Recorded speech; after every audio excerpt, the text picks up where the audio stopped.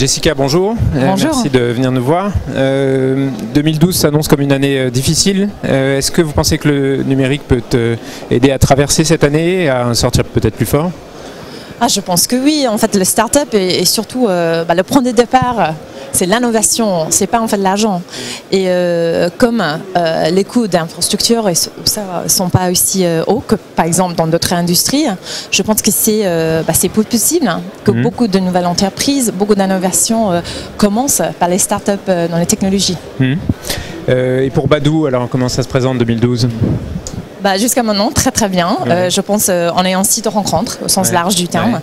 Et je pense que n'importe quelle économie dans laquelle on se trouve, je pense que de toute façon les gens veulent se rencontrer.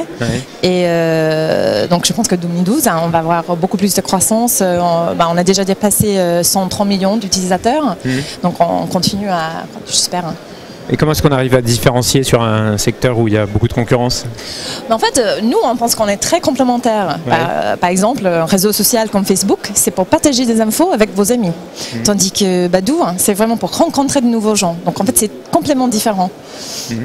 Et vous pensez vous développer dans quel domaine? Est-ce que le mobile est un élément important dans votre développement? Le mobile est indispensable.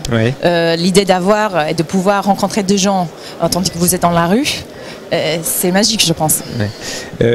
Dans les années à venir, où est-ce que vous voyez évoluer votre marché, votre activité? Dans quel domaine vous allez penser développer? Quelles sont les nouvelles frontières en gros pour vous? Le mobile, ça va continuer à être très très important, surtout. Est-ce que ça va dépasser l'Internet très facilement, je pense l'année prochaine. Oui. Et puis après, de nouvelles géographies. Les États-Unis. Par rapport aux autres startups, ce qui est peut-être intéressant avec Badoo, c'est qu'on a commencé en Europe et en fait la plupart de nos utilisateurs sont en Amérique latine et aussi en Europe, pas encore aux États-Unis. Donc maintenant on a une expérience un peu différente où on essaie d'entrer aux États-Unis. Pourquoi l'Amérique latine? Les sites ont commencé en Espagne et je pense que grâce aux connexions linguistiques et culturelles, ça a facilement croisé en Amérique latine.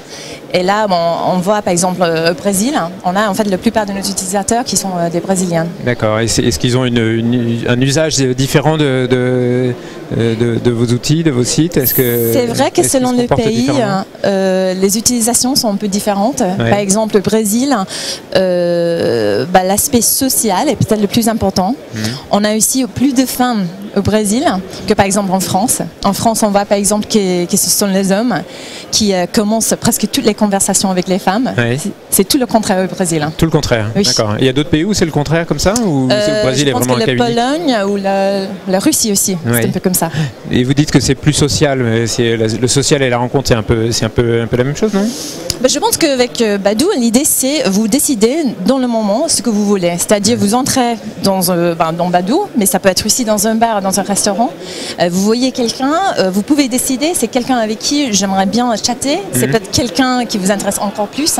Badoo, c'est la même expérience, c'est pas forcément comme un site de rencontre où on vous dit tout de suite, ça c'est la personne parfaite pour vous, vous allez vous marier avec cette personne. Beaucoup moins, disons, prescriptif. Merci.